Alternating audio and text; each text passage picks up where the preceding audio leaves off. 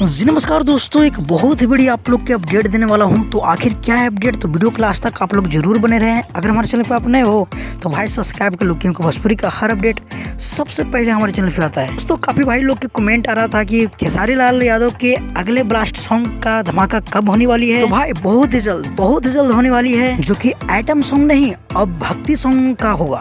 जी हाँ दोस्तों, कल ही के दिन आ रहा है पोस्टर, जो कि शूट कर ली गई थी खेसारी लाल यादव और साथ में डिम्पल सिंह का भक्ति सॉन्ग। उसी गाने का पोस्टर आ रहा है कल, कि ग्लोबल म्यूजिक जंक्शन के यूट्यूब चैनल पे रिलीज किया जाएगा पहला देवी गीत।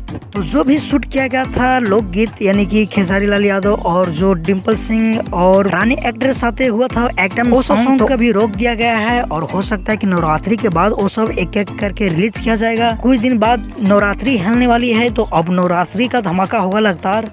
दोस्तों इस साल के जो भी देवी गीत आएगा कुछ अलग डिफरेंट में आप लोग के देखने के लिए मिलेगा, जो कि मेरा सूत्रों के हवाले से पता चला है।